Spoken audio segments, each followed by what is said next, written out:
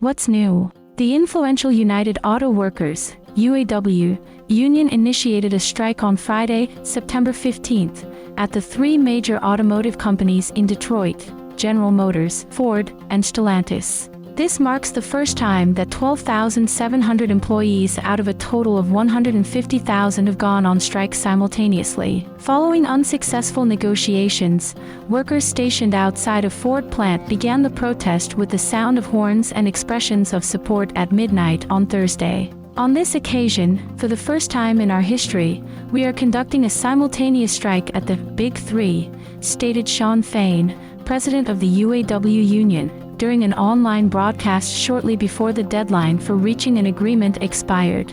The joint mobilization of the major automakers could have a destabilizing impact on the automotive sector and even on the United States economy. Fain explained that the strike would affect one production facility from each of the manufacturers. In the case of General Motors, the assembly plant in Wentzville, Missouri, will cease its operations. For Stellantis, the affected factory will be the one in Toledo, Ohio. Meanwhile, Ford will experience a strike at its Wayne plant in Michigan, although this strike will focus exclusively on the final assembly and painting stages, which are crucial in the manufacturing process. What are the demands raised by the Union of Automotive Industry Workers? Over the past 2 months of negotiations, the UAW union has put forth a series of demands. These include a request for a 36% salary increase spread over a 4-year period.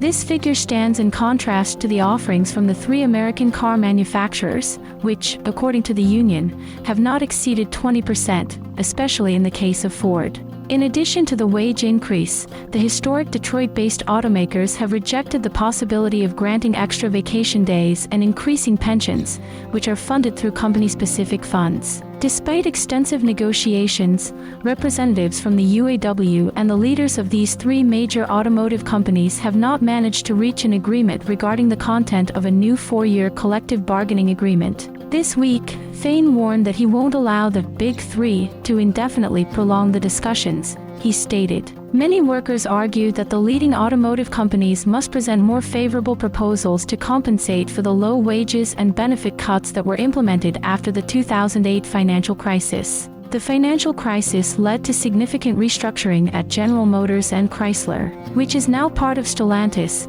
as both were on the verge of bankruptcy. It's worth noting that all three companies have enjoyed significant profitability in recent years. "This company has been generating profits thanks to our work for years," stated Paul Sievert, an employee with 29 years of experience at the Ford plant in Wayne. "I believe it's time we see something in return." Ford CEO Jim Farley questioned the leader of the striking workers on Thursday night. Farley stated on CNBC, "I'm not sure what Shawn Fain is up to, but he's not negotiating this contract with us as it approaches its expiration. What I do know is that he's preparing for a strike." The executive expressed, "He wants a historic strike across all three groups, but we aim to make history through a historic agreement."